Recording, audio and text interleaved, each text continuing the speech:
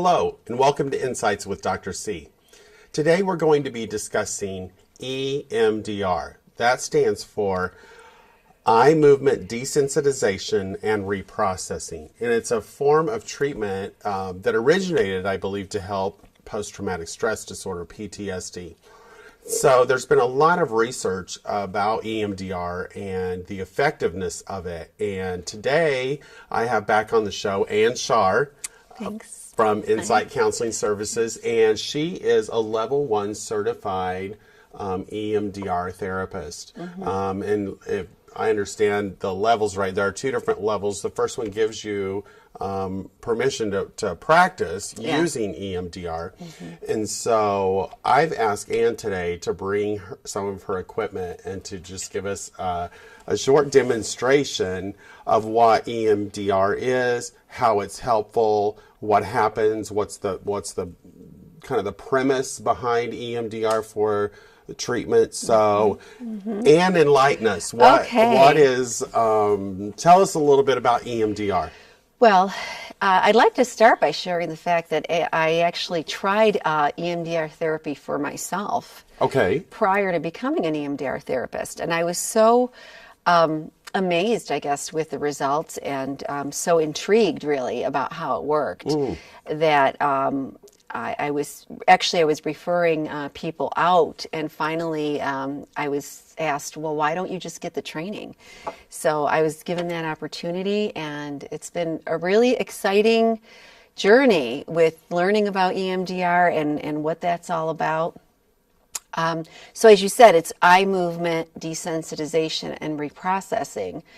But you don't just have to use eye movements. And I guess that's the difference between the early years in the 80s when Francine Shapiro first developed this. And she's the founder of the technique. She is. And so if people want to read more about it, there are a lot of resources and books out there written by Francine Shapiro and by others in her foundation. So I've been actually trained through EMDRIA, the International Association, but we use her work very much so as well. So the desensitization, I think, and the reprocessing is what you want to focus on in that long term, and that is specifically about traumas, or it could be anything really that's impacted your life to a significant degree, to where it causes distress. Level of distress really is how we gauge what people's needs are in EMDR. Okay. So if a thought or an experience or a place causes distress, and that could be because of trauma, or it could be from other experiences in life, then certainly this would be helpful. I wanted to back up for just a second. I think there's a pretty interesting story connected to how Dr. Shapiro came about her creation of EMDR. And I wonder if you could share that story with our viewers. Okay, sure. Francine was actually a cancer survivor. And after she recovered, she was curious about how the impact of stress can possibly affect cancer. Because that was kind of big in the 80s, is wondering if stress was a factor. And so she was first learning about how to manage stress and how to relax. And she noticed that sometimes if she was problem solving or trying to figure something out or calm herself down, that her eyes would go back and forth. And sometimes maybe when you're talking to somebody and they're trying to think of something, you'll see. And it's almost like the brain is tracking back and forth, scanning, if you will. And so she realized also that that was very relaxing, and that if she made her eyes go back and forth, it was very calming for her. And so that really was the start, is her personal experience. Yeah, and then there have been tons of studies then now backing up the neuropsychology and the neurobiology and physiology that actually happens in the brain from these behaviors that she recognized, and why and how it really works. Right, which actually supports it, because at first she didn't know how it worked. And in the 90s, there was quite a bit of you know, conflict about whether this is real or not, right? Right, because I remember when it first came out, I thought, oh, this sounds hoaxy. Right. And how could this really work? But then as I, throughout the years, have read more research studies and have read books about what's actually happening in the brain as a result of the this neurology technique, behind it. It makes so much more sense to somebody who's trained to read that kind of material. Yes. So... yeah. So, yes, the more the research on the brain goes on, the more we know how it works. And so that's been really helpful in creating more of a desire and a need for EMDR therapists and for people recognizing it as a viable option for treatment of trauma and other such How prevalent are EMD therapists in our state? That's a really good question. Our area? That's a really good question. I don't know if I have the answer to that, to be honest with you. I think that there's been about 500,000 people that have been treated with EMDR. Okay. Because I know our office gets a lot of calls asking, do you have someone in your office who does EMDR therapy? And of course, you are that person.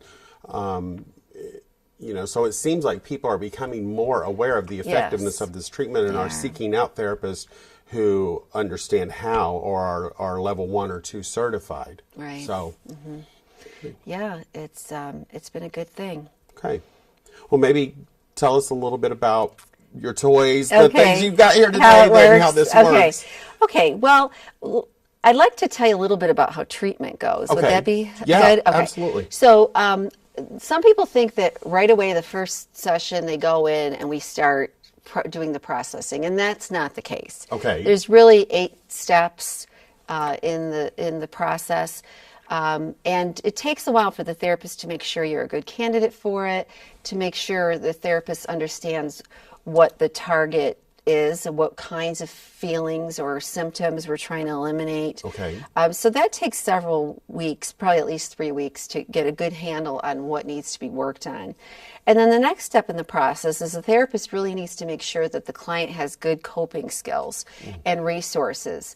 So that would include relaxation techniques, guided imagery, a lot of your CBT type strategies, good family behavioral support. Well, yeah, but I'm talking about things we can do in the session. In the session, okay. Right. So in other words, if the client finds it to be somewhat distressing, because remember, well, we talked about it when we talked about PTSD, there's a little bit of exposure therapy involved too. Okay. And so you want to make sure that folks know how to calm themselves down in the session. And of course you help them do that, but you practice that calming part. So there may be some training in how to do some of those coping skills before the treatment. Exactly. With the use of EMDR is even used in the course of therapy. Yeah. Okay. So that's part of the process, is going over those resources. Correct. And then assessing exactly how distressing the event or the image or the feeling is. And then the decision to figure out how do we want to replace that. So let me give you an example. Let's say you were in a house fire or something like that. And let's say something had happened with a family pet, perhaps. Okay. Let's not make it too traumatizing to talk about it. And although that is very traumatizing. Yes, it is. It's very traumatizing. Because both of us are dog, now that I'm thinking about this, I would, it's very traumatizing.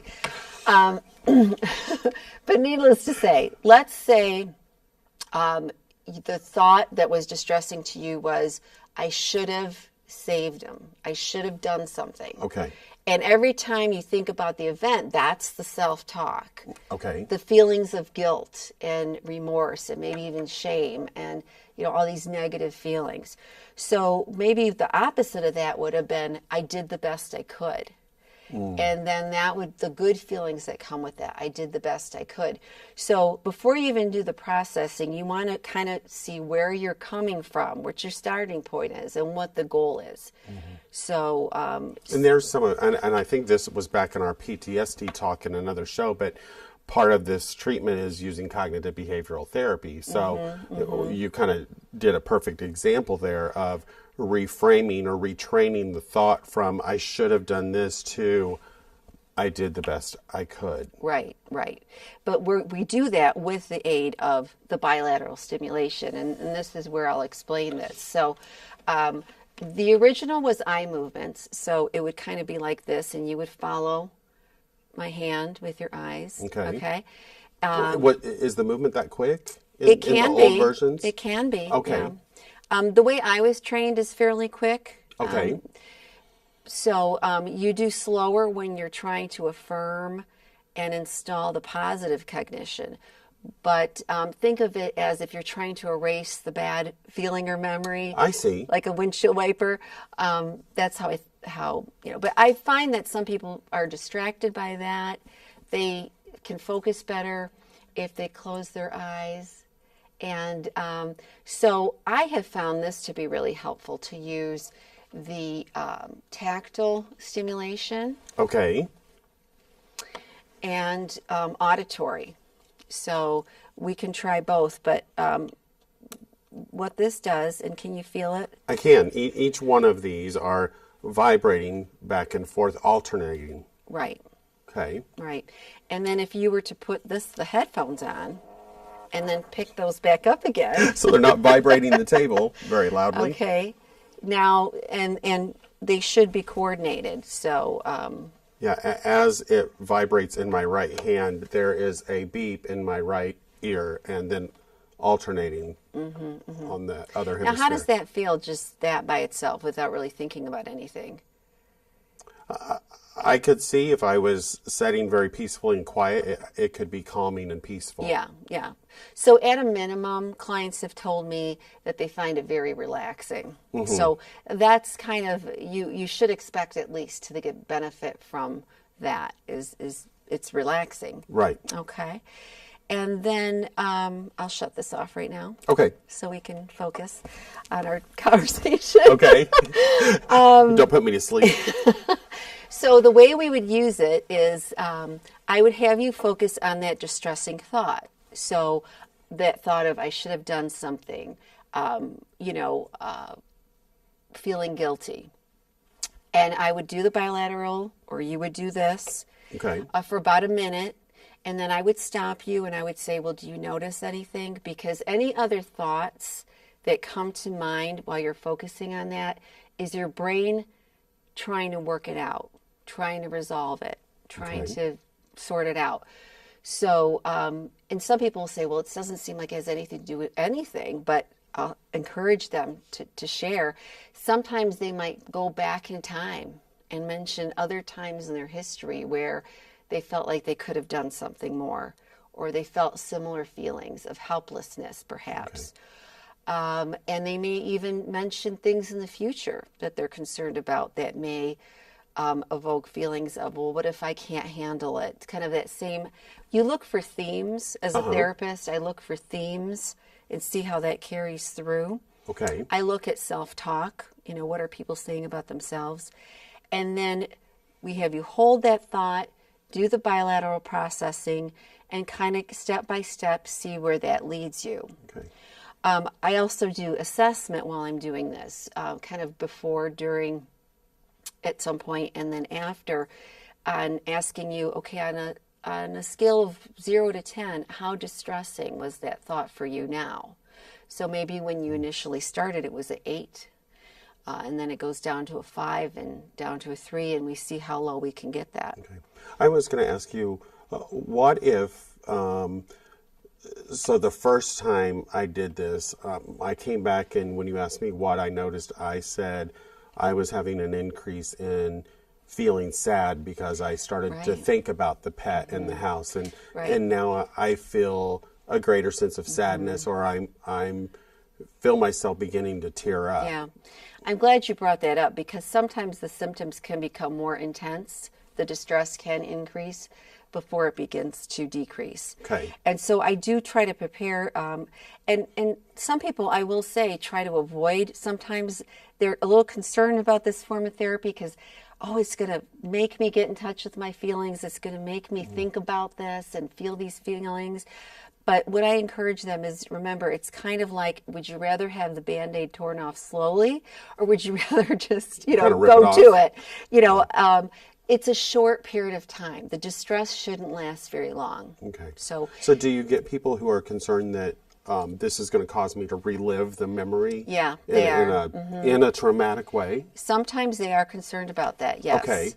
And so there are ways, again, of helping the client to be able to cope with it. So if they're having any memories, if they're remembering, kind of tell them, think of it as you're watching it on the television or you're seeing it go by. You're not reliving it. You're observing it. So as we go through it, you're going through as an observer of something that happened in the past as opposed to reliving it. Okay. So that helps maybe get some distance Yes. from it to where your brain can process it, where you can stay in what's called your executive functioning, your frontal lobe, versus your emotional brain, which is in your right side, but also further in your brain structure, your amygdala. Sure. But I also will ask clients about how you also do check in with them on how they're feeling, what their emotional states are, and also their physical. So in other words, I'll ask, where do you feel that in your body? So that guilt or that sadness. They might say, I feel it in my chest, or I feel it, tension in my shoulders, or it could be anywhere really. And that's also a good way to assess later when you have them think about that negative thought again and see, okay, how does your body feel now? How's that tightness in your chest? Has that gone away? So really you want to kind of do an assessment of the whole person before you begin. Okay. And then, again, check in during and after. So you've said that there are several phases that you kind of go through, or things that you have to assess and walk through. As a patient, what can I expect as far as the length of treatment or the number of sessions I would need to attend to go through EMDR? And get the results that you're looking Right. for. Yeah. Because ultimately, of course, we want people to have some initial relief, but we Right. also want that to be sustained relief. So you're going to want to work with a therapist for a bit, even after the processing, for several sessions, to make sure that progress is holding, that positive cognition is still there. It could be anywhere from, let's say, 5 to 15 sessions, because some people, if they have just like one simple event, they may be able to process it in one session. Okay. Or 2 or 3. But if people have a complicated grief, or let's say they've had multiple traumas, and sometimes once you open up and look at one trauma, it may lead to your brain saying, okay, well, I might as well reprocess all of this. And so one thing may lead to another. So what you're initially working on, there may be more to it than that. So someone, let's say, who's been through a natural disaster or tornado, but then has also had childhood abuse, has also lost a family member, maybe lost a job where they had feelings of inadequacy, low self-esteem besides the helplessness. It could be very complex. Right. So you would need many, many sessions, to work with somebody to cover all of that. Okay. Yeah. So it really is a very individual type thing. Okay. This is for essential oils. So sometimes I'll even kind of get the lavender smell going in the room just to kind of help clients relax. In addition to doing breathing techniques, where I might have them follow my hand and breathe in and out. I might have them imagine being at a beach. So those are the kinds of things we'll do before each episode of processing. Okay. So that can also help them get into that stage of relaxation, to just be prepared to do the technique. I have an interesting question I think that I've heard patients ask before. Is this a form of hypnosis? No, it is not. Okay. I think the reason it gets that is because of this. People think of, the old Twilight Zone episode Right. where the doctor has the watch, Yes. and we're doing this. But no, it is not hypnosis. The client is alert and engaged at all times, aware of what's going on, aware of surroundings, aware of what's being discussed. There are times where clients could feel intense emotion or intense sensations associated with the trauma, but they're very much in the room and present. So at no time do you lose your ability to your free will or anything like that. Have you ever had anybody have a pretty negative reaction in any way? Well, I had one woman who had a tremendous loss in her life. Actually, she had several. And she had a history of cardiac problems.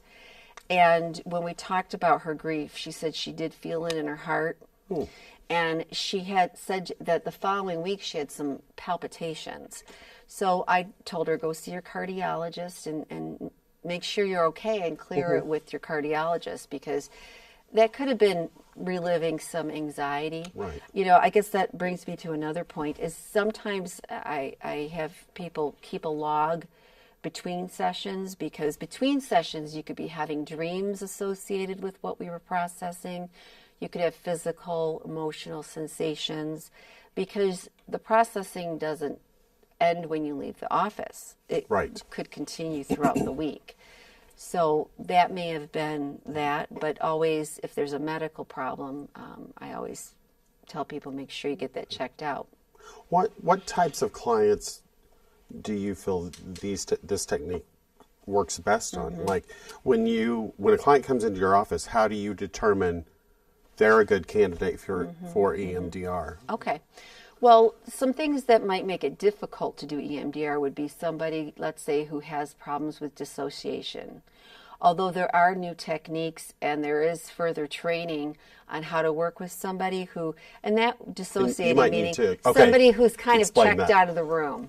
Okay, they start feeling some discomfort and it's like they're not even there. Like they just they go off in their head. Yeah, and we don't want that. Okay. We want you to be able to be engaged. So if people feel like they can't handle it yet or whatever, they're not ready. They might not be ready. We may have to do just the relaxation strategies and some resourcing for a while before we begin. But as far as that person would not be a good candidate. They wouldn't be ready for it. At least not right now. Right. Yeah, because if they just shut down while we're doing this, that's a cue to me that they're avoiding. It's an avoidance. Okay. When we talked about trauma, we talked about some people avoiding feelings. Right. So sometimes when people are so good at their avoidance, when they begin to think about things, they suddenly no, my brain, I'm just not going there. So that would make it difficult to do this type of therapy. So there may be other work that needs to be done prior to this type. But as far as what kinds of things it helps with, the list keeps growing. I mean, it started with PTSD. Does, yeah. But some people are using EMDR, going to EMDR therapists even for performance enhancement, for anxiety, performance anxiety, and of course any kind of trauma, whether it be abuse, like we said, accidents, natural disasters, also loss, grief. Kids sometimes who suffered from bullying, maybe, in school. Okay. Maybe they've adapted some negative self-talk, and, when they think about it, it really makes them feel bad about themselves. So this would be a technique you could use to change anytime that there was any verbal abuse and these thoughts kind of repeat themselves in your mind. This would be a good technique for resolving that. And to change that inner dialogue? Yeah, absolutely. Okay. All right. What do you see as the benefits of using EMDR over other types of therapies or the other therapies in the past that have been promoted for treating PTSD per se? What's the advantage here? Well, what I would say is probably the most discussed advantage is that people see progress more quickly. So, of course, for the VA, and they're going to save money, for example, because if they can get treatment done in fewer sessions, it's going to be more cost effective, but which is often a concern nowadays. Right. So treatment can go much more quickly. Right. with And I think EMDR. you're exactly right. I think a lot of research is showing that the use of EMDR speeds up the process of the person's ability to resolve the trauma and return to prior levels of functioning that they had before the traumatic event, and they can get back to living a happier life Sooner. Yeah. So that's a real advantage. And sometimes people don't have a lot of time. You know, let's say someone comes in and says, you know, I'm my spouse is about to leave me because I've got all this anger. Well, that person doesn't have years in therapy to resolve whatever's triggering the anger. So this might help get them there a little more quickly. Okay. If I was somebody out there in our viewing audience who wanted to learn more about EMDR, are there some websites or resources where I could go to just begin educating myself about this? Right. Yes, you can go to the EMDRIA website, which is emdria.org. This is probably too small to see, but it's emdria.org. They have a lot of information there. I know Bessel van der Kolk and his work on trauma. He has some information in his work on EMDR. And obviously the work of Dr. Shapiro. There are many books that you could probably get at your public library, even if you don't want to purchase something, that will give you more information on EMDR. All right, great. Well, thank you so much for joining us, Ann. You know, I think as part of our show, we want to educate the general population and the general public about the different forms of therapy and the different treatment options that are out there for various problems and illnesses. And so we want to expose you to as much as we can to educate you. So thank you for joining us, and please join us again next week. And until then, live well.